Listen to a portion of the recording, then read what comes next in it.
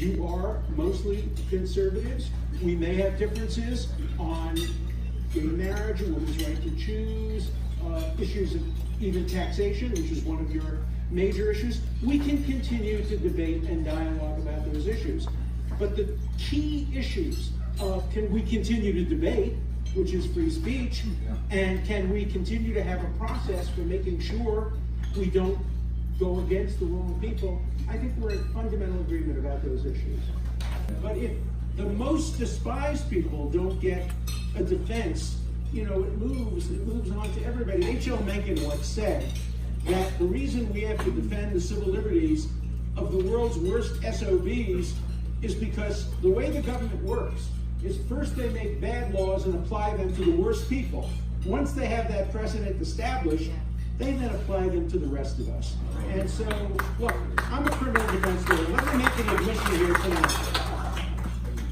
The vast majority of my clients have been guilty. Thank God for that. Named many powerful men as people that she says she was directed to have sex with by Jeffrey Epstein. What do you say to this? Well, I never met the woman. I never heard of her. I started to write my book, The Case Against Impeaching Trump. I started to write it in 2016, before anybody was elected. And here's the original title of the book, The Case Against Impeaching Hillary Clinton. My question, on top of this question about whether or not President Trump's an overall negative for the country, is what do you think that we as conservatives can do to better condemn the things on our side of the aisle that we ought to condemn and commend on maybe your side of the aisle? That's a great question.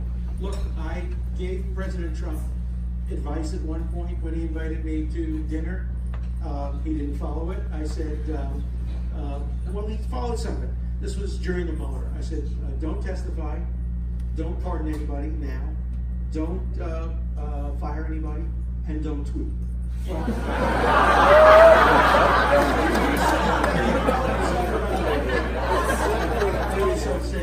Don't divide family at the borders. And by the way, we had a very interesting conversation about that and a conversation on television as well, because I got on television.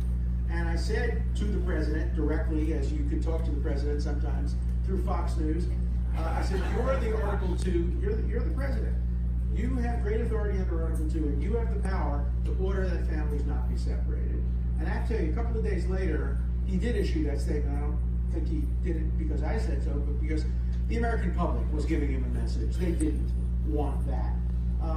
Look, I disagree with his policy on immigration. I think we have to have restricted immigration. I agree with that. I think we have to be very tough on immigration, but I think we have to be open to legal immigration without preferring certain groups of people from certain countries. So my wife and I were in Israel writing a book I wrote about in the Bible called The Genesis of Justice. We were there with our daughter, and Bibi gets elected. I knew him since he's 22. He calls us. He says, come to my office Friday afternoon when everything's closed. We'll take a few pictures, we'll schmooze. So we do.